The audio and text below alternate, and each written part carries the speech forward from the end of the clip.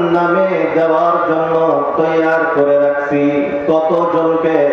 কাসীরা, অধিকাংশ, বেশিরভাগ। কারা? মিনাল জিন্নি ওয়াল ইনসি, জিন এবং মানব জাতি। আল্লাহ রাব্বুল আলামিন বলেন, আমি পৃথিবীর অধিকাংশ মানুষকে জাহান্নামে দেওয়ার জন্য তৈয়ার করে রাখছি। এরা বন্ধুরা আমার, এই আয়াতে কারিমাকে যদি আপনি এই বাস্তবতার সাথে আপনি মিলিয়ে দেখেন, সমাজের সাথে যদি আপনি মিলিয়ে দেখেন, আজকের এই জলসার প্যান্ডেলের ভিতরে মানুষের সংখ্যা কম না বেশি? আরো জোরে বলেন। আর প্যান্ডেলের বাহিরে বেশি। আল্লাহ বলেন, আমি বেশিরভাগকে জাহান্নামে দেওয়ার জন্য সৃষ্টি করছি। মসজিদের দিকে যদি আপনি লক্ষ্য করে দেখেন, নামাজির সংখ্যা কম না বেশি? বেনামাজি? হালাল হারামের দিকে যদি লক্ষ্য করে দেখেন, হালাল উপার্জনকারী, হালাল খানেওয়ালার সংখ্যা কম না বেশি? আর সুদ, জুয়া, মদ ইত্যাদির ভিতরে সংখ্যা কম না বেশি? মা বোনদের দিকে যদি আপনি লক্ষ্য করে দেখেন, বুরকাওয়ালি, পর্দাওয়ালি, আল্লাহওয়ালি নারীর সংখ্যা কম না বেশি? আর মডার্ন? আল্লাহ তো এই কথাই বলে, ওয়ালাকাদ যারানা লিজাহান্নামা কাসীরা, আমি আল্লাহ অধিকাংশ মানুষকে জাহান্নামে দেওয়ার জন্য বানাইছি। তাহলে এখন কথা হলো, আল্লাহ যে আমাদেরকে কম সংখ্যকের ভিতরে রাখছেন, এটা আমাদের জন্য নিয়ামত কি নিয়ামত না? নিয়ামত, তাই না? আল্লাহ যদি আমরা কম সংখ্যক, আমরা যদিও সংখ্যায় কম, কিন্তু এটাই প্রমাণ যে আল্লাহ আমাদেরকে জান্নাতে দিতে চান। তো সবাই খুশি তো? আমরা জান্নাত, আল্লাহ আমাদেরকে জান্নাতে দিতে চান, আমরা সবাই খুশি তো? আরো জোরে বলেন না। কারো মনে অল্প আছে, জাহান্নামে গেলেও চলতো। কেউ আছে? কেউ আছে? হ্যাঁ, বর্তমান যুগে আল্লাহ যুবক আছে, রাগ করা যাবে না। গার্লফ্রেন্ডের টাকা বলে কয়, যদি তোমার পাশে ঘুরে দিয়ে জাহান্নামেও যান আগে, তাও যাওয়ার জন্য রাজি, তাও তোমার নাই। এমন যুবক নাই? কথা কয় না পাবলি। জাহান্নাম কি নানির বাড়ি? কথা কয়, জাহান্নাম নানির বাড়ি? তার মানে কইতে ভাবে, কিছু মানুষ আছে ধরেন ওই মাঝে মাঝে জেলে যায়, মানে কয়েকদিন পরে পরে অকম করে, কুকর্ম করে জেলে যায়। তো এটা ও মনে করছে জেলখানা এটা এখন মামুন বাড়ি। আছে না এরকম মানুষ? আপনাদের এলাকায় নাই, আমাদের এলাকায় আছে। মানে মাঝে মাঝে জেলে যায়, মাঝে মাঝে জেলে যায়। পুলিশ টুলিশ হাত যা আছে সবার সাথে আমার খাতি হয়ে গেছে। তো মনে করে জেলখানা তো গেলাম না, মামুন বাড়ি থেকে ঘুরে এলাম কদিন। তো মানুষ মনে করে যে জাহান্নামটা মনে হয় এইরকমই। জাহান্নাম এরকম না। জাহান্নাম এমন এক ভয়ঙ্কর জায়গার নাম, যেটা পৃথিবীতে আজ পর্যন্ত কোনো মানুষ দেখে নাই, যার ভয়াবহতার কথা কেউ আজ পর্যন্ত কানে শুনে নাই, যার ভয়াবহতার কথা আজ পর্যন্ত এবং কিয়ামত পর্যন্ত কেউ কল্পনাও করতে পারবে না। জান্নাত নামে ফিল্ম দেখলে মনে হয় জান্নাত এটা। কথা কয় না? জান্নাত নামে ফিল্ম নাই? যুবক সব তো একটা জান্নাত দেখাই দিকে, এটা জান্নাত। আল্লাহ আল্লাহ আমাদের বোঝার তৌফিক দান করুক, সবাই বলি আমিন। তো আল্লাহ রাব্বুল আলামিন আমাদেরকে জান্নাতি মজলিসে বসাইলেন, জান্নাতি হওয়ার আল্লাহ আমাদেরকে তৌফিক দিলেন। আমরা সবাই খুশি, খুশি তো সবাই? তো খুশি মনে একবার আল্লাহ রাব্বুল আলামিনের প্রশংসা আদায় করি, আলহামদুলিল্লাহ। আরো জোরে বলি আলহামদুলিল্লাহ। ক্রিকেট খেলা না, সিক্স মারলে যে ঘরের মধ্যে এক লাথি লেনে দেয়, এই চিল্লার মুকুল হয় নাই। আমার ভাষা বুঝতেছেন তো সবাই? কথা বুঝে আসতেছে তো? অসুবিধা হইতেছে না তো? আলহামদুলিল্লাহ। তো মুহতারাম দোস্ত আজিজ, আমি একটি আয়াত তেলাওয়াত করেছি। আল্লাহ রাব্বুল আলামিন বলেন, ইয়া আইয়ুহাল্লাযীনা আমানু, আল্লাহ রাব্বুল আলামিন আমাকে আপনাকে ডাক দিতেছে। আমরা তো সবাই ঈমানদার, সবাই ঈমানদার তো না? কারো সন্দেহ আছে না হুজুর আমি মুমিন মুসলমান না? সন্দেহ আছে? আমরা সবাই যেহেতু ঈমানদার, আল্লাহ রাব্বুল আলামিন আমাকে আপনাকে ডেকে ডেকে বলতেছেন, ইয়া আইয়ুহাল্লাযীনা আমানু, ও ঈমানদার বান্দা বান্দীগণ, ও ঈমানদার সকল, ও আনফুসাকুম, নিজেকে বাঁচাও, নিজেকে বাঁচাও, ওয়া আহলিকুম, নিজের পরিবারের লোকজনকে বাঁচাও, নিজেকে বাঁচাও, নিজের পরিবারের লোকজনকে বাঁচাও। কোথায় থেকে বাঁচাইবা? না, জাহান্নামের আগুন থেকে বাঁচাও। আল্লাহ রাব্বুল আলামিন জানায় দিলেন, এরে ঈমানদার সকল, নিজেকে বাঁচাও, নিজের পরিবারের লোকজনকে জাহান্নাম থেকে বাঁচাও। এরে বন্ধুরা আমার, এখন আপনাদের কাছে আমার একটা প্রশ্ন, এই পৃথিবীতে কেউ কাউকে কি জাহান্নাম থেকে বাঁচাইতে পারে? জাহান্নাম থেকে বাঁচানোর মতো কারো কি ক্ষমতা আছে? এরা বন্ধুরা আমার, নবী রাসূলদের কি ক্ষমতা আছে কাউকে জাহান্নাম থেকে বাঁচাইতে পারে? আছে? ক্ষমতা কারো আছে? কেউ কাউকে জাহান্নাম থেকে বাঁচাইতে পারে এমন ক্ষমতাওয়ালা কেউ আছে? কেউ নাই। নবী রাসূলরা পর্যন্ত কাউকে জাহান্নাম থেকে বাঁচাইতে পারে না। এখন তাহলে প্রশ্ন হয়, জাহান্নাম থেকে যেহেতু কেউ কাউকে বাঁচাইতে পারে না, তাহলে আল্লাহ কেন বলতেছে তুমি নিজেকে জাহান্নাম থেকে বাঁচাও? নিজের যা ঠিক আছে, আমি নিজে জাহান্নাম থেকে বাঁচা লাগবো, কিন্তু আমার পরিবারের লোকজনকে আমি কেমনে জাহান্নাম থেকে বাঁচাবো? জাহান্নাম থেকে তো কেউ কাউকে বাঁচাইতে পারে। দলিল আবু তালিব, এই নামটা তো সবাই পরিচিত নাম। আবু তালিব পরিচিত নাম তো? রাসূলুল্লাহ সাল্লাল্লাহু আলাইহি ওয়াসাল্লামের কি ছিলেন? চাচা। সবাই জানি তো আমরা। রাসূলুল্লাহ সাল্লাল্লাহু আলাইহি ওয়াসাল্লামের জন্য নিজের জীবনের সব কিছু ত্যাগ করে দিয়েছেন। এমন কিছু রাখেন নাই রাসূলুল্লাহর জন্য তিনি জীবনটা পর্যন্ত ত্যাগ করে দিতে তিনি নিষেধ করতেন, দিয়ে দিতেন। জানটা রাসূলুল্লাহর জন্য হাজির। এত কুরবানি দেওয়ার পরেও আবু তালিবের শেষ অবস্থা, এখন দুনিয়া থেকে বিদায় নিবে, এই অবস্থা। রাসূলুল্লাহ সাল্লাল্লাহু আলাইহি ওয়াসাল্লাম আবু তালিবের মাথার দিকে বসা, এদিকে আবু জেহেল আরো যেসব ওদের আত্মীয় স্বজন তারাও এখানে বসা। আল্লাহ রাসূলুল্লাহ হাবিব সাল্লাল্লাহু আলাইহি ওয়াসাল্লাম আপ্রাণ চেষ্টা করতেছেন যে চাচা আমার জন্য সারা জীবন এত কষ্ট করলেন, এত মেহনত করলেন, কোন ভাবে যদি চাচাকে কালেমাটা পড়ানো যায় তাহলে আমি কামি। অনেক ভাবে চেষ্টা করতেছেন, শেষ অবধি বলতেছেন চাচা আপনি শুধু ইশারায় বলেন যে আল্লাহ, বাকিটা আমি দেখে নিই। আবু তালিবের মনের ভাব এমন যে এখন মানবে মানবে অবস্থা। মুফাসসিরিনে কেরাম, মুহাদ্দিসিনে কেরাম বলেন চেহারা দেখে বহুত কিছু বোঝা যায় তো, বোঝা যায় না? চেহারা পড়ে বোঝা যায় তো। মুহাদ্দিসিনে কেরাম বলেন আবু তালিবের চেহারা দেখে ভাব হয়েছিল যখন সে ইশারায় মুখে কালেমা পড়বে অবস্থা, এই সময় আবু জেহেল বলা আরম্ভ করল, আবু তালিব তুমি আজকে মোর মৃত্যুর সময় তুমি ভাতিজার কথা শুনবা? এই মক্কাবাসীরা তোমাকে থুতু ফেলবে।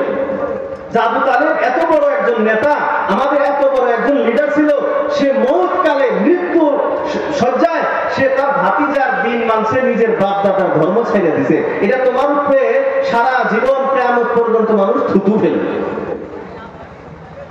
আবু জেহেল যখন এই কথা বলছে, আরো কিছু কথা বলছে, আবু তালিব তখন আবু জেহেলের কথায় এসে সে কালেমা বিহীন দুনিয়া থেকে বিদায় নিয়েছে। নাউযুবিল্লাহ।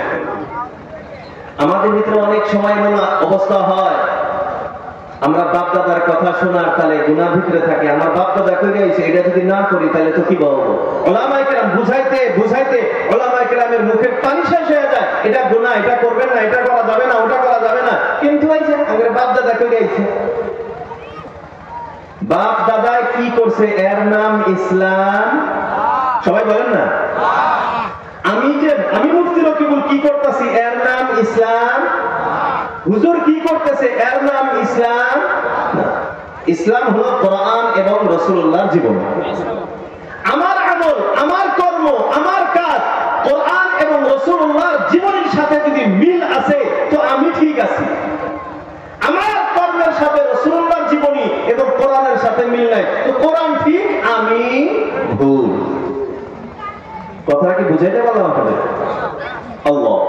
তো আবু তালিব যখন ঈমান হারা হয়ে দুনিয়া থেকে চলে গেল, হযরত রাসূল করিম সাল্লাল্লাহু আলাইহি ওয়াসাল্লামের মনে বড় আঘাত।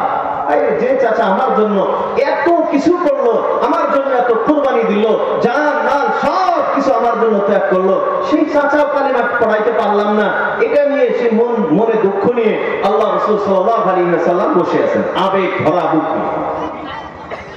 এই যে ঘটনাটা ঘটছে আল্লাহ দেখছেন কি দেখেন নাই? সবাই বলেন না, দেখছেন কি দেখেন নাই? তো আল্লাহ রাব্বুল আলামিন হযরত জিবরাইল আমিন আলাইহিস সালাতু ওয়াস সালামকে আল্লাহ রাসূলের নিকটে পাঠিয়ে দিলেন, আয়াত নাযিল করে দিলেন, ইন্নাকা লা তাহদি মান আহবাবতা ওয়ালাকিন্নাল্লাহ ইয়াহদি মান ইয়াশা। আল্লাহ রাব্বুল আলামিন জানিয়ে দিলেন, ইন্নাকা লা তাহদি, ও মুহাম্মদ অবশ্যই তুমি হেদায়েত দিতে পারো না, মান আহবাবতা, তুমি যাকে পছন্দ করো, তুমি যাকে ভালোবাসো, তোমার পছন্দ অনুযায়ী তুমি কাউকে হেদায়েত দিতে পারো না, ওয়ালাকিন্নাল্লাহ ইয়াহদি মান ইয়াশা, হেদায়েত তো আল্লাহ যাকে চায় তাকে দান করে। বলে সুবহানাল্লাহ। এর বন্ধুরা আমার, তাহলে কি বোঝা গেল? জাহান্নাম থেকে বাঁচানোর ক্ষমতা আমি আপনি কারো নাই। কারণ জান্নাত পাইতে হলে হেদায়েত লাগবে, ঈমান লাগবে। আর আমার আপনার জীবনের সবচেয়ে বড় কামিয়াবি আল্লাহ রাব্বুল আলামিন বলেন, মান যুহজিহা আনিন নারি ওয়া উদখিলাল জান্নাতা ফাকাদ ফাত। আল্লাহ রাব্বুল আলামিন বলেন, যাকে জাহান্নাম থেকে বাঁচানো হলো, মান যুহজিহা আনিন নার, জাহান্নাম থেকে যাকে সরানো হলো, ওয়া উদখিলাল জান্নাতা, জান্নাতে যাকে প্রবেশ করানো হলো, আল্লাহ প্রমাণ দিয়ে দিলেন, ফাকাদ ফাজা, ওই ব্যক্তি কামিয়াব হয়ে গেল। বলি সুবহানাল্লাহ। এই জন্য বন্ধুরা আমার, জান্নাতে যাইতে হলে হেদায়েত লাগবে, ঈমান লাগবে। ঈমান নিয়ে আপনি আমি জান্নাত পাইতে পারি না। এর বন্ধুরা আমার, হেদায়েতের কথা যখন আসছে আর একটা কথা মনে পড়ে গেল, শুনবেন কি সবাই? সবাই শুনবেন? এরে বন্ধুরা আমার, আমরা আল্লাহর কাছে দোয়া করি কি করি না? সবাই বলেন দোয়া করি আল্লাহর কাছে? সবাই করেন? কয় মিনিট? ওই খালি শুক্রবার ইমাম সাহেব তাহলে আমিও তাহলে নাকি? আবার কারো ঘোরাফেরা থাকে, ইমাম সাহেব আগেই দোয়া। আসলে এরকমই তো অবস্থা আমাদের নাকি? এই জুমার দিন ইমাম সাহেবের দোয়া ছাড়া অন্য দিন, অন্য কোন সময় আমি আপনি কোন সময় দোয়া করি? করি আমরা? ওই 2-4 জনে খালি করে। আল্লাহ আমাদের সবাইকে বেশি বেশি দোয়া করার তৌফিক দান করুক। সবাই বলি আমিন। দোয়া ভাই বেশি বেশি করে করেন, দোয়া বেশি বেশি করে করেন। এই মানুষের কাছে চাওয়ার থেকে আল্লাহর কাছে চান।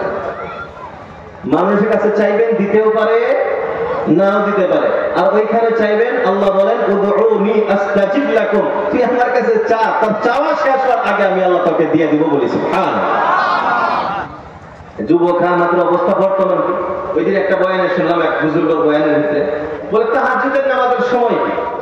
তাহাজ্জুদ নামাজের সময় কি? তো তাহাজ্জুদ নামাজের সময় কোরআন হাদিসের ভিতরে আছে এসে বললেন, তো উনি কয় যে বর্তমান ডিজিটাল যুগে ডিজিটাল সময় আছে একটা তাহাজ্জুদ। ডিজিটাল যুগে তাহাজ্জুদের কি সময় আছে? ডিজিটাল সময়। বলে তাহাজ্জুদের ডিজিটাল সময় কি? আমিও শুনে আসি, যেটা নতুন কথা, আমারও শোনা লাগে। বর্তমান যুগে যুবকরা যে সময় মোবাইল বন্ধ করে ঘুমায়, বর্তমান মোবাইল চলে, ফেসবুক, হোয়াটসঅ্যাপ, ইনস্টাগ্রাম, এক্স, তারপর আর কি কি আছে আল্লাহু আ'লাম, এগুলো চলে যখন অস্থির, এখন মোবাইল চার্জে দিয়ে ঘুমায়, যে সময় ডিজিটাল কুলাপান ঘুমায়, ওইটাই হইল বর্তমান তাহাজ্জুদের সময়। কথা ঠিকই বলতেছি তো? আল্লাহ, তাহাজ্জুদের সময় এত গুরুত্বপূর্ণ সময়, আল্লাহ রাব্বুল আলামিন নিজে এই সাত আসমানে নিজে নেমে আসেন এবং আল্লাহ এলান করে, আলা মিন মুস্তাগফিরিন ফাগফির লাহু, আছে নাকি কেউ আমার কাছে গুনাহ মাফের দরখাস্ত করবা, আমি আল্লাহ তোমার গুনাহ মাফ করে দিব। আলা মিন মুস্তাশফিন আশফি লাহু, আছে নাকি কোন বেমারি মানুষ আমার কাছে শিফা দোয়া করবা, আমি তোমাকে শিফা দিয়া দিব, আরোগ্য দিয়া দিব। আছে নাকি কোন মুসিবতজদা মানুষ আমার কাছে দোয়া করবা, আমি তোমার মুসিবত সরাইয়া দিব।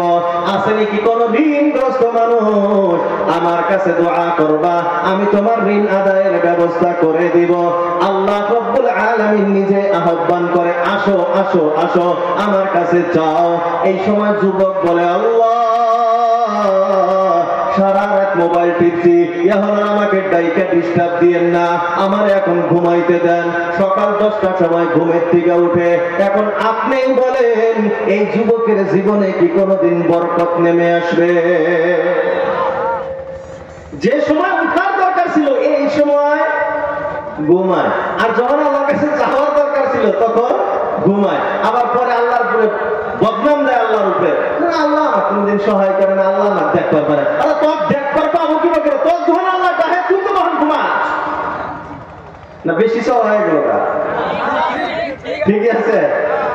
আল্লাহ তো বলতেছিলাম দোয়া, আমরা জীবনে কম বেশ সবাই দোয়া করি, করি না? আমরা আরো বেশি করে করার প্রয়োজন আছে, আছে না নাই? আল্লাহর কাছে বেশি বেশি দোয়া করেন, বেশি বেশি কান্দেন। আল্লাহ জাহান্নামের ভয়ে কান্দেন, জাহান্নামের ভয়ে চোখের পানি 2 ফোঁটা ফেলান, আল্লাহর ভয়ে চোখের 2 ফোঁটা পানি ফেলান। আল্লাহ রাসূল আল্লাহর হাবিব সাল্লাল্লাহু আলাইহি ওয়াসাল্লাম বলেন, লা ইয়ালিজুন নারা রাজুলুন বাকা মিন খাশিয়াতিল্লাহ হাত্তা ইয়ালিজাল জামাল ফি সাম্মিল খিয়ার। যে চোখ আল্লাহর ভয়ে কান্দে, আল্লাহ রাসূল বলেন, যে চোখ আল্লাহর ভয়ে কান্দে, ওই মানুষটা, ওই চোখওয়ালা ব্যক্তি কোনদিন জাহান্নামে যাবে না। তারপর আল্লাহ রাসূল বলেন, হাত্তা ইয়ালিজাল জামালু ফি সাম্মিল খিয়ার, যতদিন পর্যন্ত সুইয়ের যে ফাঁসা আছে, সুই চেনেন তো? সুইয়ের ফাঁসা আছে না, ওই জায়গাতে সুতা ঢুকাইতে কি সহজে যায় না কষ্ট হয়? কষ্ট হয় না? চশমাওয়ালা মানুষ তো ভালো করে দেখা লাগে, ঠিক না? আল্লাহ রাসূল বলেন, এই সুয়ের ভাষা দিয়ে যতদিন পর্যন্ত একটা পরিপূর্ণ উট প্রবেশ করতে না পারবে, ততদিন পর্যন্ত এই কান্নাওয়ালা চোখ জাহান্নামে যাইতে পারে না। এখন কোনদিন সুয়ের ভাষা দিয়ে উট যাওয়া সম্ভব? সবাই বলেন না সম্ভব? কান্দা না আসারও মেলা কারণ আছে। আমাদের যে আমাদের যে চোখে পানিটা বাহির হয়, এটা কি চোখের পানি না অন্তরের পানি? সবাই বলেন না। কলবের ভিতরে, আমার দিলের ভিতরে যে পানিটা আছে, এই পানিটা প্রকাশ করে চোখের মাধ্যমে। দিলের ভিতরে পানি নাই, হুকাইতে হুকাইতে পাথর হয়ে গেছে গা। কি হয়ে গেছে গা? সবাই বলেন না, কি হয়েছে? পাথর না, পাথরের চেয়েও কঠিন হয়ে গেছে, শক্ত হয়ে গেছে। এই পাথরের চেয়েও যে কঠিন, এই অন্তর থেকে কোনোদিন জল পানি বাহির হবে? সবাই বলেন না হবে? হুজুর আপনি কোন থেকে জানলেন যে আমার দিল পাথর থেকে শক্ত হয়ে গেছে? আমি কিন্তু একবারে দেশি ভাষায় কথা বলি, গ্রামের ভাষায় কথা বলতেছি। আমি এইভাবে বয়ান করি, বাংলা টাংলা আমি অত জানি না। বুঝা গেছে তো নাকি? বুঝলেই হলো। আমি কলকাতা যাই যে, তাও এই ভাষাই। ওদিকে করিমগঞ্জ টরিমগঞ্জ ত্রিপুরা বাংলাদেশ, এই ভাষাই। তুমি বুঝলে বুঝো, না বুঝলে আমার করার নাকি কর। গ্রামে যে কথা কই সেই কথা দিয়েই বয়ান হবো, বুঝাহে লাগে। বুঝতেছি তো সবাই? আল্লাহ, এই যে বললাম যে আমাদের দিল কি হয়ে গেছে, পাথরের চেয়েও বেশি শক্ত, বেশি কঠিন হয়ে গেছে, এই জন্য পানি বাহির হয় না। এখন বলতে পারো, হুজুর আপনি কোন দিক দেখছেন, আপনি কি পরীক্ষা করছেন, আপনি কি কার্ডিওলজিস্ট? আল্লাহ রাব্বুল আলামিন বলেন, সুম্মা কাসাত কুলুবুকুম মিন বা'দি যালিকা ফাহিয়া কাল হিজারাতি আও আশাদ্দু কাসওয়া। আল্লাহ রাব্বুল আলামিন বলেন, তোমার দিলটা আস্তে আস্তে আস্তে আস্তে সুম্মা কাসাত কুলুবুকুম, তোমাদের দিলটা শক্ত হয়ে গেছে, কঠিন হয়ে গেছে। কেমন শক্ত হয়ে গেছে? ফাহিয়া কাল হিজারা, পাথরের মতো শক্ত হয়ে গেছে। আও আশাদ্দু কাসওয়া, অথবা পাথরের চেয়েও বেশি কঠিন হয়ে গেছে। আল্লাহ রাব্বুল আলামিন তারপরে 3 ধরনের পাথরের কথা উল্লেখ করেছেন, যে পাথরগুলি থেকে পানি বাহির হয়। পাথর থেকে পানি বাহির হয় কি হয় না? পাথর থেকে পানি বাহির, দেখছেন? পৃথিবীতে যত নদী আছে, সমুদ্র আছে, এই সমুদ্রের পানিগুলো কোথায় থেকে আসে? সব পাথর থেকে আসে। এই যে ঝর্ণা, ঝর্ণা চেনেন তো? মাঝে মাঝে গোসল করবার যান, অল্প বন্ধু বান্ধব নিয়ে যে ফুর্তি করবার যান, তো ফুর্তি করা বাদ দিয়ে একবার চিন্তা করে দেখে, এই যে পাথর থেকে পানি বাড়াইতেছে, কেন পানি বাড়ায়? আল্লাহ কোরআনের ভিতরে কইতেছে যে কিছু পাথর আছে যে পাথর থেকে সমুদ্র প্রবাহিত হয়, অত পানি বাহির হয়। আবার কিছু পাথর আছে সমুদ্র প্রবাহিত হয় না, কিন্তু ঝর্ণা প্রবাহিত হয়। তার মানে আগের পাথরের তুলনায় এই পাথর কিছু শক্ত। তারপর আরেকটা পাথর, এটা আরো কিছু শক্ত, বলে এটা পানি তো বাহির হয় না, কিন্তু এই পাথর যখন উপর থেকে নিচের দিকে পড়ে, আল্লাহর ভয়ে চূর্ণ বিচূর্ণ হয়ে যায়। তাহলে পাথর 3 ধরনের, একটা হলো অতিরিক্ত পানি বাহির হয়, আর একটা শুধুমাত্র ঝর্ণা বাহির হয়, আর একটা পানি বাহির হয় না, কিন্তু আল্লাহর ভয়ে চূর্ণ বিচূর্ণ টুকরা টুকরা হয়ে যায়। আল্লাহ কিন্তু এটা দিলের সাথে, আমার দিলের সাথে উদাহরণ দিতেছে। তো আমার দিলে এত পানিও বাহির হয় না। আবু বকর, হযরত ওমরের মতো পানি বাহির হয়? আবু বকর সিদ্দিকের মতো পানি বাহির হয় না? হযরত ওসমানের মতো পানি বাহির হয় না?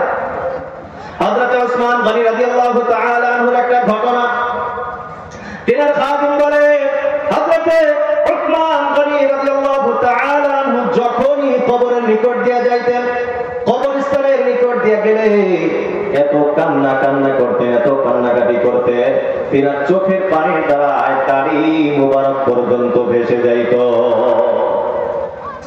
বন্ধু বান্ধবরা জিজ্ঞাসা করলেন, তুযকারুন নার ওয়াল জান্নাত, ও ওসমান, তোমার সম্মুখে জান্নাতের কথা আলোচনা করা হয়, জাহান্নামের কথা আলোচনা করা হয়, তুমি তো তখন কান্দো না, কবর থেকে তুমি কেন এত কান্নাকাটি করো?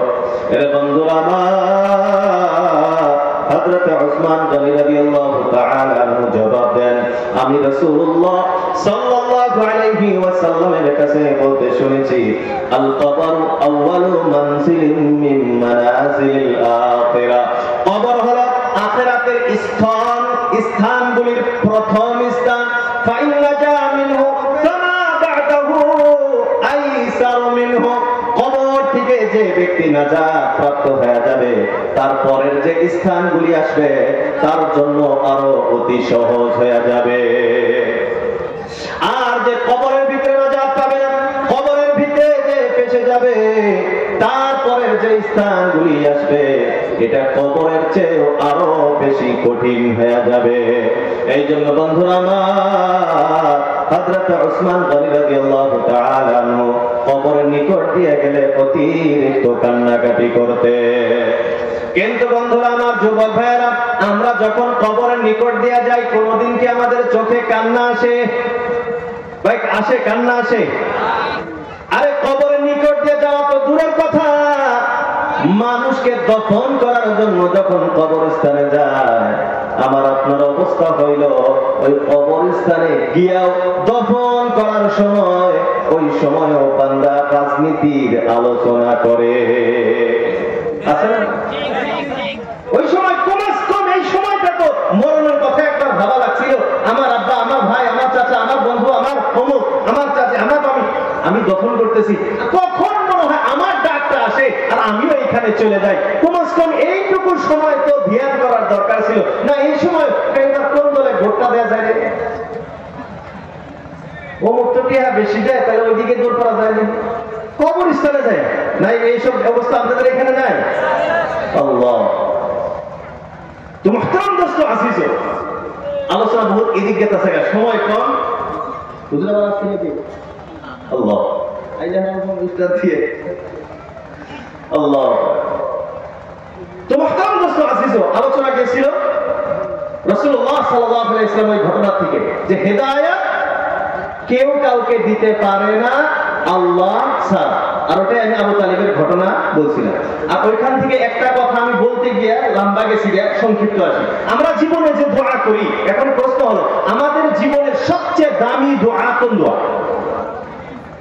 আমার জীবনের সবচেয়ে শ্রেষ্ঠ দোয়া, আমার জীবনের সবচেয়ে গুরুত্বপূর্ণ দোয়া, আমার জীবনের সবচেয়ে প্রয়োজনীয় দোয়া কোন দোয়া? কোন দোয়া? নামাজ। নামাজ তো এটা আমি মুসলমান হওয়ার পরে না নামাজ। আলহামদুলিল্লাহ মুখস্থ আছে? আলহামদুলিল্লাহ আছে, মুখস্থ আছে? সবারই আছে? আলহামদুলিল্লাহ রাব্বিল আলামিন আর রহমানির রহিম মালিক ইয়াউমিদ্দিন ইয়্যাকা না'বুদু ওয়া ইয়্যাকা নাস্তাঈন ইহদিনাস সিরাতাল মুস্তাকিম সিরাতাল লাযীনা আন'আমতা আলাইহিম গায়রিল মাগদুবি আলাইহিম ওয়ালাদ-দাল্লিন আমিন। শুদ্ধ আছে না? ঠিক আছে না ভুল করছি? এটা এই সূরাটা সবাই মুখস্থ আছে তো? এই সূরা কম দামি সূরা না বেশি দামি সূরা? যেভাবে কইলেন তো আপনি সূরা তো দামি নাই, আছে দাম আছে। এরে বন্ধুরা না কেমন দামি সূরা! আল্লাহ রাসূল আল্লাহর হাবিব সাল্লাল্লাহু আলাইহি ওয়াসাল্লাম বলেন, মুসিবতের ভিতরে পড়ছো আলহামদুলিল্লাহ, খুশির ভিতরে আছো আলহামদুলিল্লাহ, বেমার আজার আছো আলহামদুলিল্লাহ, তুমি যে কোনো কাজের ভিতরে থাকো খালি আলহামদুলিল্লাহ আছে না নাই? এখন আরো বিশ্লেষণ করেন, নামাজ তো কম বেশি সবাই পড়ি কি পড়ি না? কম বেশি সবাই তো পড়ি আমরা নামাজ। এখন আপনারা বলেন ফরজ নামাজ হোক, সুন্নাত হোক, ওয়াজিব হোক, নফল হোক, মুস্তাহাব হোক, যে কোন নামাজ হোক, কোন নামাজের কোন রাকাতে আলহামদুলিল্লাহ ছাড়া চলে না? চলবো? সুন্নতের ভিতরে, নফলের ভিতরে, তৃতীয় রাকাতে, যে কোন নামাজ পড়েন, যে কয় রাকাতই পড়েন, ফরজ নামাজের তৃতীয় চতুর্থ রাকাতে অন্য সূরা মিলান লাগবে না, কিন্তু আলহামদুলিল্লাহ। কোনদিন কি চিন্তা করছেন যে কোরআনের ভিতরে 114টা ছোট বড় মাঝারি বিভিন্ন ধরনের সূরা আছে, আল্লাহ নামাজের মধ্যে খালি এই সূরাই পড়বার দিল যে? কোনদিন চিন্তা করছেন? কিছু না কিছু এই সূরার ভিতরে আছে, না হলে এই সূরাই সব নামাজের ভিতরেই একটাই সূরা। কিছু তো রহস্য থাকা লাগবে না? কি কর যেমন জুমার খুতবার ভিতরে, জুমার দিন যে খুতবা হয়, শেষের খুতবা, পরের খুতবা শেষের দিকে, পরের খুতবা দ্বিতীয় নাম্বার খুতবার শেষের দিকে ইমাম সাহেব বলে, ইন্নাল্লাহা ইয়া'মুরু বিল আদলি ওয়াল ইহসান ওয়া ইতা'i যিল কুরবা ওয়া ইয়ানহা 'আনিল ফাহশা'i ওয়াল মুনকারি ওয়াল বাগই ইয়া'iদুকুম লা'আল্লাকুম তাযাক্কারুন উযকুরুল্লাহা ইয়াযকুরুকুম ওয়াদ'উহু ইয়াস্তাজিব লাকুম ওয়া লাযিকরুল্লাহি তাআলা আ'লা ওয়া আওলা ওয়া আ'যু ওয়া আজাল ওয়া আহাম্মু ওয়া আতাম্মু ওয়া আকবার। সবাই মনে করে এখন খাবার পাইতেছে, এটা মনে করে না? যখনই কইছে আতাম্মু ওয়া আকবার, সবাই মনে করে যে এখন খাওয়া লাগে। আসলে কি এটা খারাপ হওয়ার দোয়া? আল্লাহ। তো এই যে জায়গাতে ইন্নাল্লাহা ইয়া'মুরু বিল আদলি ওয়াল ইহসান ওয়া ইতা'i যিল কুরবা ওয়া ইয়ানহা আনিল ফাহশা'i ওয়াল মুনকার, এই যে একটা আয়াত ইমাম সাহেব প্রত্যেক জুমাতে এই আয়াত। আমি এটাকে টাচ দিতেছি, আমি আর বিশ্লেষণে যাব না, আমি আজকে টাচ দিয়ে গেলাম, পরে আপনারা ইমাম সাহেবের কাছে শুনবেন যে এই আয়াতের ভিতরে কি এমন কথা আছে যে ইমাম সাহেব প্রত্যেক জুমাতে একই আয়াত পড়ে। কিছু তো রহস্য থাকা লাগবে না? কি করে? তো মুহতারাম দোস্ত আজিজ, সূরাতুল ফাতিহার ভিতরে কি এমন জিনিস আছে যে সূরা, যে এই বস্তুর কারণে প্রত্যেক নামাজের প্রত্যেক রাকাতে আল্লাহ রাব্বুল আলামিন সূরা ফাতিহা বাধ্যতামূলক করেছেন। মুহতারাম দোস্ত আজিজ, এই সূরার ভিতরে আমার আপনার জীবনের সবচেয়ে দামি, আমার আপনার জীবনের সবচেয়ে গুরুত্বপূর্ণ, আমার আপনার জীবনের সবচেয়ে প্রয়োজনীয় দুআ আল্লাহ রাব্বুল আলামিন এই সূরার ভিতরে শিক্ষা দিয়েছেন। চিৎকার দিয়ে বলি সুবহানাল্লাহ। সুবহানাল্লাহ। আমরা বাইতে যায় রাইতে মশলা কইরে তারপরে ছিলে নিবি। এত দামি কথা শোনার পরে যদি সুবহানাল্লাহ এই সাইজের হয়, তাহলে তো বাইতে পরামর্শ করে বলা না। না বাড়ি থেকে না করে দিছে যে খেতা সাউকুল হলো সুবহানাল্লাহ আলহামদুলিল্লাহ কইও না, কই না করেছে বা যুবক ভাইরা না করে দিছে? আল্লাহ, তো কি দোয়া আছে সূরা ফাতিহার ভিতরে? আমার আপনার জীবনের সবচেয়ে দামি দোয়া, আমার আপনার জীবনের সবচেয়ে শ্রেষ্ঠ দোয়া, এটা হলো আল্লাহ রাব্বুল আলামিনের কাছে হেদায়েতের দোয়া করা। কিসের দোয়া? সবাই বলেন না কিসের দোয়া? আরো জোরে বলেন কিসের দোয়া? হেদায়েত। একটা সংক্ষিপ্ত, আল্লাহ তুমি আমাকে হেদায়েত দাও। কারণ ওই যে আবু তালিবের ঘটনার দিকে জানা হন, আল্লাহ ছাড়া কেউ কাউকে হেদায়েত দিতে পারে, রাসূল কাউকে হেদায়েত দিতে পারে, আমি আপনি কাউকে হেদায়েত দিতে পারি না। এই জন্য হেদায়েতের দোয়া এটা আমার আপনার জীবনের সবচেয়ে দামি দোয়া। আর এই দোয়া আল্লাহ রাব্বুল আলামিন সূরাতুল ফাতিহার ভিতরে শিক্ষা দিলেন। এই জন্য সূরা ফাতিহা সবচেয়ে দামি সূরা। বলবেন যে কোন হুজুর শিক্ষা দিয়েছে?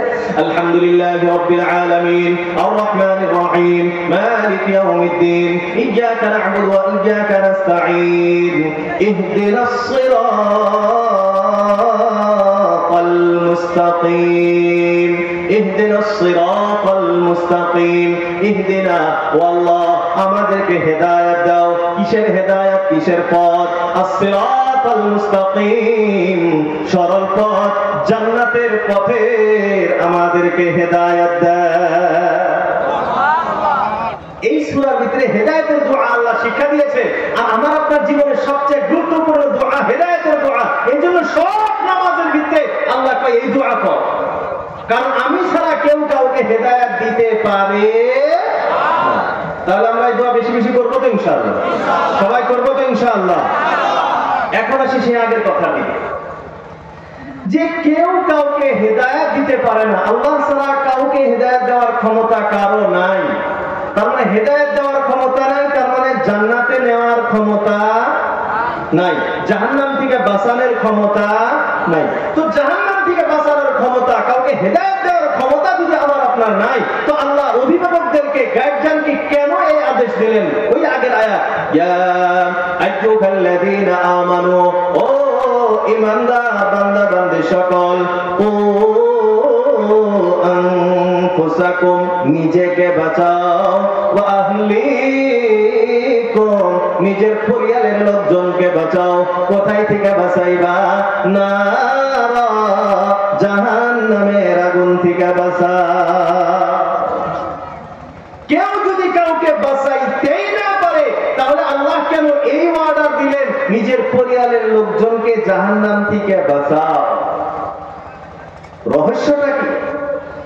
মুহতারাম দোস্ত আজিজ, আমার আপনার যে হিসাবটা হবে, এই হিসাবটা হবে আমার আপনার চেষ্টার উপর।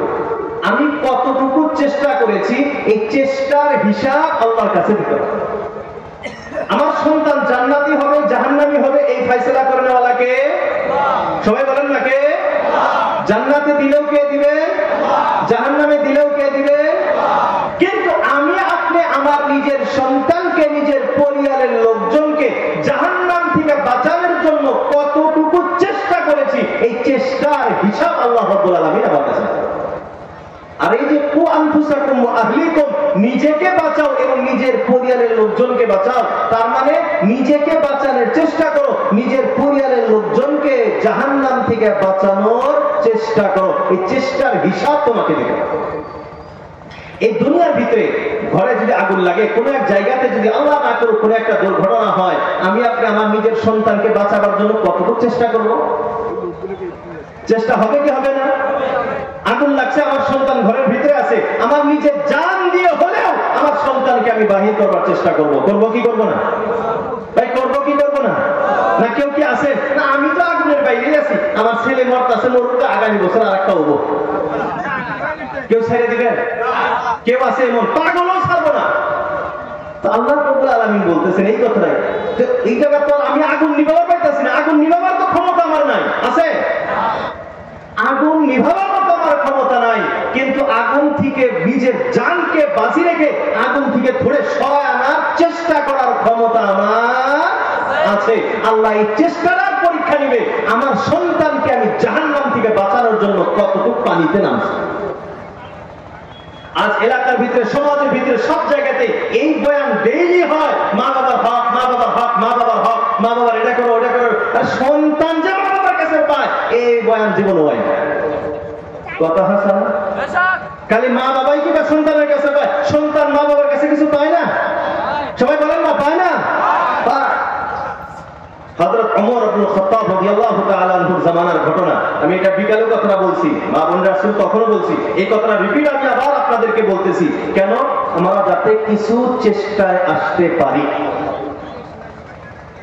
হযরত ওমর ইবনে খাত্তাব রাদিয়াল্লাহু তাআলা আনহু, নাম তো সবাই চিনি আমরা, ভাই ওমরকে সবাই চিনি তো। কথা বলে আবার ঘুমায় গেলেন না, ব্যাটারি শেষ, খাইয়া দিয়ে আসেন নাই, খাওয়া দাওয়া করে আসছেন তো না? খিচুড়ি আগে খিলাই না রাখবো? খিচুড়ি আছে, আরো আছে, খিচুড়ি আছে, টেনশন নাই। কিছু ব্যাটারি চার্জ টার্জ দিয়ে বলছেন ইনশাআল্লাহ। খারাপ লাগতেছে না তো? আর যদি বললাম হলো খারাপ লাগতেছে, তাহলে ইনশাআল্লাহ ছেড়ে দেব, চলবো আরো কিছু সময়। আল্লাহ, কিছু আছে কেন না? ভালো লাগছে।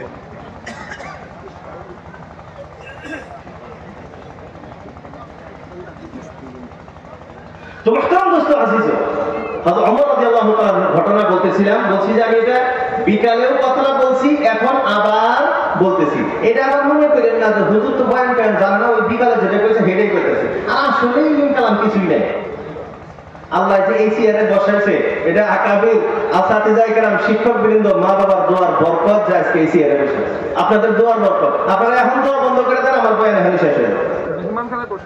দোয়ার বরকত, আপনাদের দোয়া, মা বাবার দোয়া, শিক্ষকবৃন্দ, আসাতিজায়ে কেরামের দোয়ার বরকত আজকে এই চেয়ারে বসে আছে।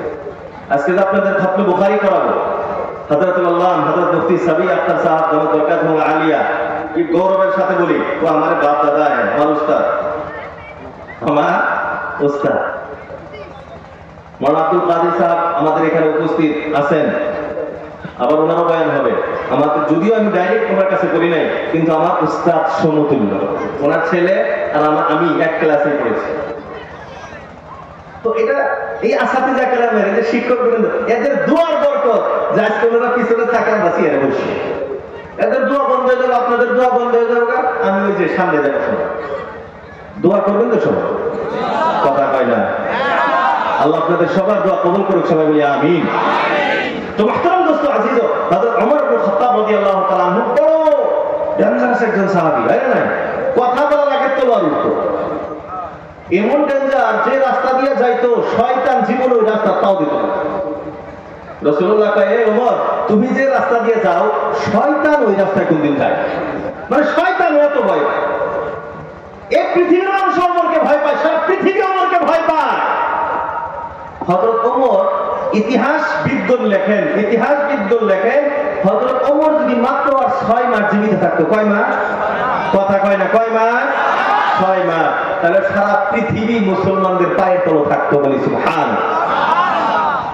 তো হযরত ওমর রাদিয়াল্লাহু তাআলা আনহুর কাছে একজন বাবা, এক পিতা আসছে তার ছেলের নামে বিচার দেওয়ার জন্য।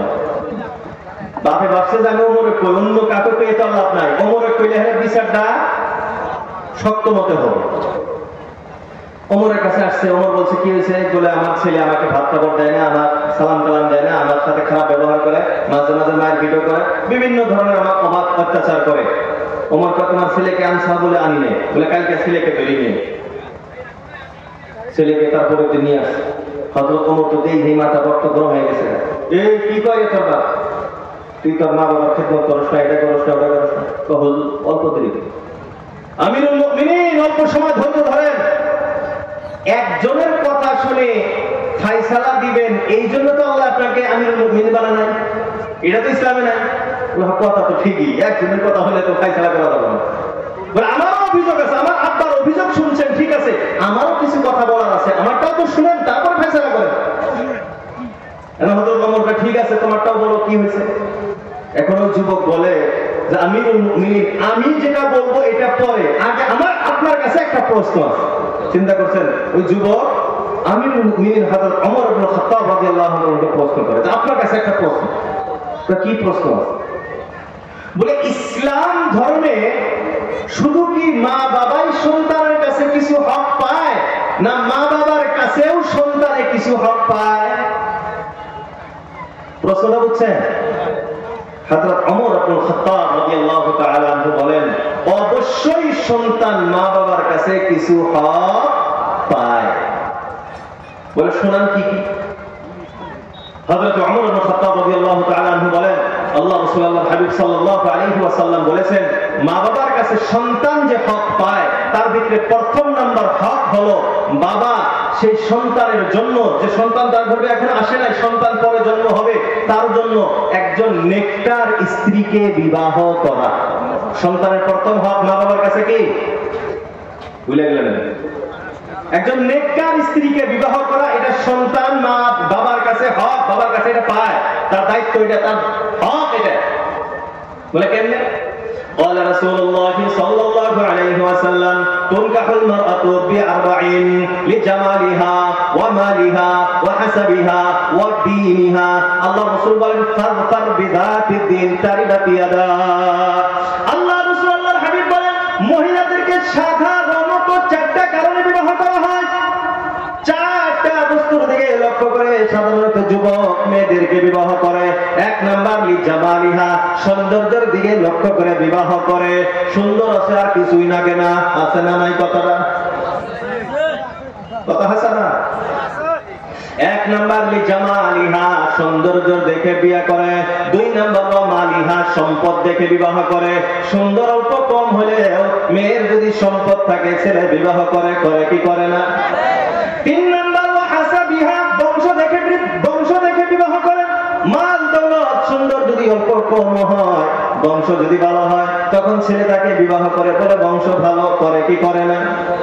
চার নাম্বার আল্লাহ রাসূল আল্লাহর হাবিব সাল্লাল্লাহু আলাইহি ওয়াসাল্লাম বলেন, ওয়া দীনিহা, তার দ্বীনদারি দেখে, তার নেককার আছে না নাই, ইবাদত গুজার কিনা, নেককার ইবাদত গুজার দেখে বিবাহ করে। আল্লাহ রাসূল বলেন, ফাযফার বিযাতিদ দ্বীন, দ্বীনদারিকে তুমি অগ্রাধিকার দাও, তারিবাত ইয়াদাকা, তোমার দুনিয়া ও আখিরাত কল্যাণময় হয়ে যাবে। বলি সুবহানাল্লাহ। তো আল্লাহ রাসূল বলতেছেন দ্বীনদারিকে অগ্রাধিকার দাও, চরিত্রকে অগ্রাধিকার দাও। দ্বীনদার মানে তো চরিত্রবান। কিন্তু বাস্তবতা হইল কি? যুবকরা খারাপ পাবেন না, খারাপও পাবেন না, এবং নিচের ভিতরে একটা আশা আকাঙ্ক্ষা। যুবকদের বাস্তবতা হলো এরা বিবাহের আগে তালাশ করে সুন্দর, কথা কয় না? বিবাহের আগে তালাশ করে, আলোচনা বলেন না, আর বিবাহের পরে তালাশ করে চরিত্র। বিবাহের আগে তালাশ করে সৌন্দর্য, আর বিবাহের পরে তালাশ করে চরিত্র। এই জন্য সংসারে একটাও টেকে না। কারণ আল্লাহ রাসূল কইছে চরিত্রটা আগে দেখো। ফাযফার বিযাতিদ দ্বীন, দ্বীনদার চরিত্রবানকে তুমি অগ্রাধিকার দাও। যদি সৌন্দর্য অল্প কম হয়, সুন্দর অল্প কম হয়, অল্প কয়েকদিন ধৈর্য ধরো, আল্লাহ রাব্বুল আলামিন তার গর্ভে এমন সন্তান আল্লাহ রাব্বুল আলামিন দিয়ে দিবে যে সন্তান তোমাদের দুইজনের চোখের ঠান্ডা হয়ে যাবে। বলি সুবহানাল্লাহ। কিন্তু এই যে চোখ বানানো যায়, সুন্দর দেখে বিয়ে করে, ভাই এই সুন্দর দিয়ে সংসারটা কেনা, কথা কয় না? সুন্দর দিয়ে সংসার টিকব, কামওয়ালি হওয়া লাগবো, পরহেজগার হওয়া লাগবো, তখন সে সংসার টিকবে।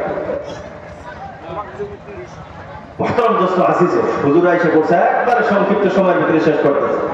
তো এক নম্বর হক সন্তান যেটা মা বাবার কাছে পায়, বাবা একজন নেককার স্ত্রী দেখে বিবাহ। দুই নম্বর হক সন্তান যেটা মা বাবার কাছে পায়, এটা হলো সন্তান যখন জন্ম হবে, সন্তান জন্ম হওয়ার পর 7 দিনের দিন তার আকিকা করা, তার মাথা চুল মুন্ডায় দেওয়া, এবং তার একটা ভালো নাম রাখা। আমরা তো নাম রাখি কল্টু, মল্টু, সল্টু, মিন্টু, বিন্টু, এগুলো নাম রাখি। নামের ব্যাপারে সংক্ষিপ্ত কথা হলো, এমন নাম রাখা লাগবে যে নাম এক বাক্যেই বোঝা যায় যে এটা কোনো মুসলমান।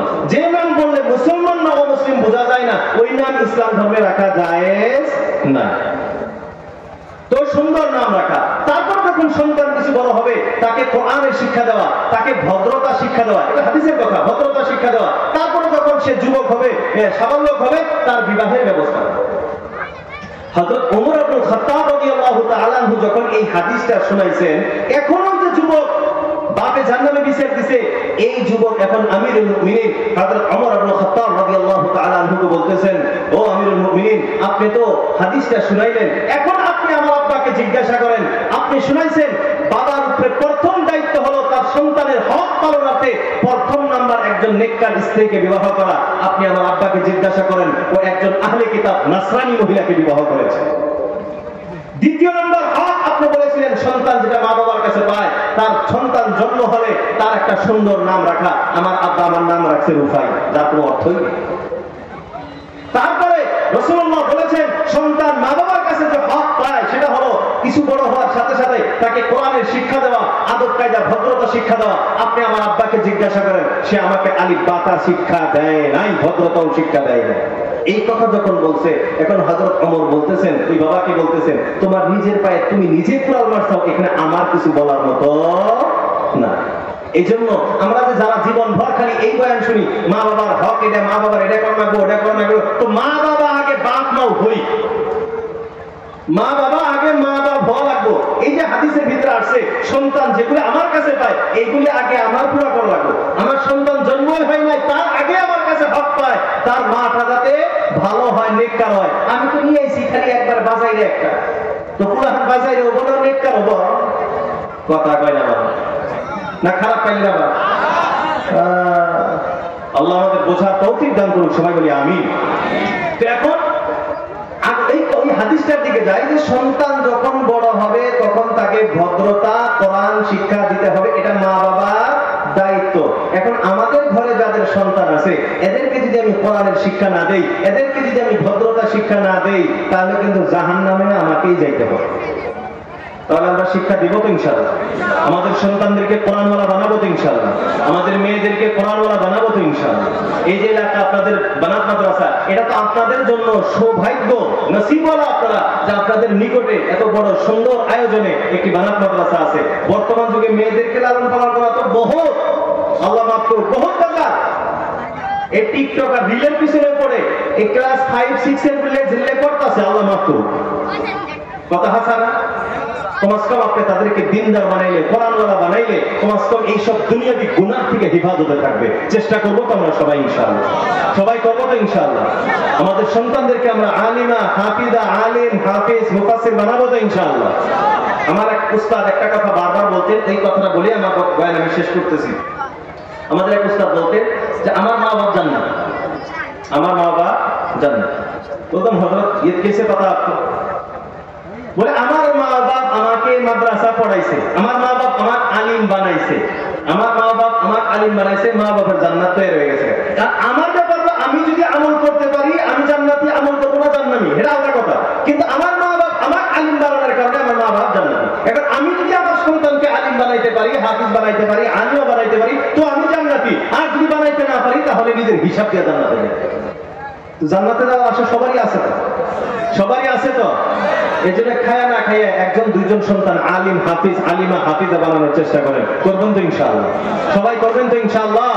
আল্লাহ আমাদের সবাইকে তৌফিক দান করুক, সবাই বলি আমিন। যাই হোক, হুজুর আসছে আর লম্বা সময় নিয়ে গেছে না, কেউ খারাপ পাবেন না। আল্লাহ যদি তৌফিক দেয় অন্য কোনোদিন আবার যদি দেখা হয়, আবার কোনো বিষয় নিয়ে ইনশাআল্লাহ আলোচনা হবে। আমি আমার এইখানেই বলেই আমার বক্তব্য আমি শেষ করছি। ওয়া আখিরু দাওয়ানা আলহামদুলিল্লাহি রাব্বিল আলামিন। আসসালামু আলাইকুম ওয়া রাহমাতুল্লাহি ওয়া বারাকাতুহু।